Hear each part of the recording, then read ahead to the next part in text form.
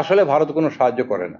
ভারত যেটা করে বিপদে ফেলে। আমরা মনে করি যে ভারত যদি এই মায়া কান্নাটা না করে তাহলে আমরা ভালো থাকবো। তাদের খুব ভালো লাগে না আওয়ামী লীগের পতনটা। বরং আওয়ামী লীগ হিন্দুদের মন্দির ভাঙে, মন্দিরে কোরআন শরীফ রাখে, গোলমাল লাগায় এই আশায় যে মানুষ মনে করবে বোধহয় জামাত বিএনপিরা এটা করতেছে। আমরা এই আবেদন বিশ্ব সম্প্রদায়ের কাছে অবশ্যই আমাদের আছে, কিন্তু আমাদের নেইবার তো ভারত, এবং আমাদের ভারতের সাথে একটা সম্পর্ক আছে।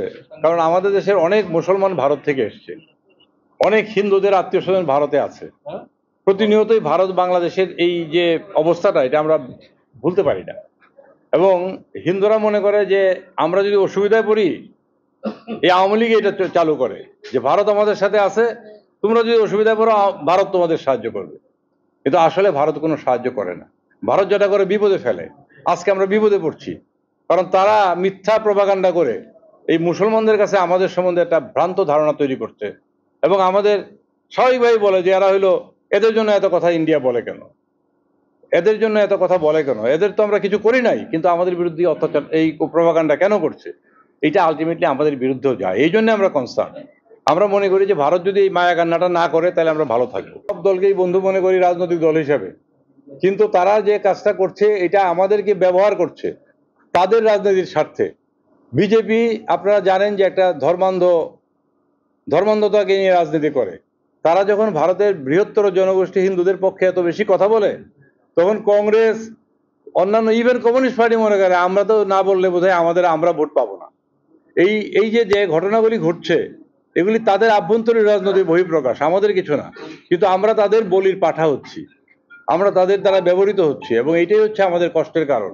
আমরা মনে করি এর কারণে তারা বিভিন্নভাবে এই কাজ করে।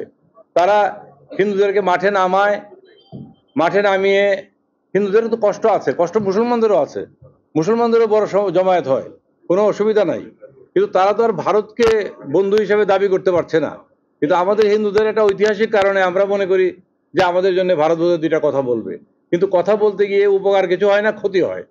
বরং আওয়ামী লীগ হিন্দুদের মন্দির ভাঙে, মন্দিরে কোরআন শরীফ রাখে, গোলমাল লাগায় এই আশায় যে মানুষ মনে করবে বোধহয় জামাত বিএনপিরা এটা করতেছে, এই মনে করে তারা এই কাজটা করে। কিন্তু ফলাফল তো মানুষ জানে, এখন ইলেকট্রনিকের যুগ, সব দেখা যায়, সব বোঝা যায়, এবং অ্যাডভান্স এত টেকনোলজি যে কে আসলে কাজটা করছে সেটা জানা যায়। এই জন্য তারা আজ পর্যন্ত কোনো বিচার করে নাই। আপনারা দেখবেন তারা কোনো তদন্ত করে যখন দেখে যে লোকগুলি তাদেরই, এই নিয়ে চার্জশিটও হয় না, বিচারও হয় না।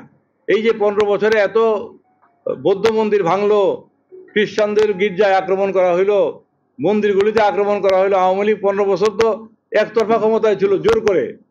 তারা তো কোনো বিচার করলো না। এবং আওয়ামী লীগ প্রচার করে যে ভারত যতদিন আমাদের সাথে আছে আমাদের কেউ নামাইতে পারবে না। তো এইবার কি হলো, এবার নামলো কিভাবে বলেন? তারা বুঝতেও পারে না যে কিভাবে নামলো। ভারতের এখন বেশি করে বলছি, কারণ তারা সবগুলি দল এবং বিভিন্ন মিডিয়া মিলে বাংলাদেশের বিরুদ্ধে এই চক্রান্তটা করছে। তাদের খুব ভালো লাগে না আওয়ামী লীগের পতনটা, আমরা যেটা মনে করতেছি। সেই জন্য এই কাজটা করছে, কিন্তু আলটিমেটলি ক্ষতি হচ্ছে এই দেশের সংখ্যালঘু সম্প্রদায়।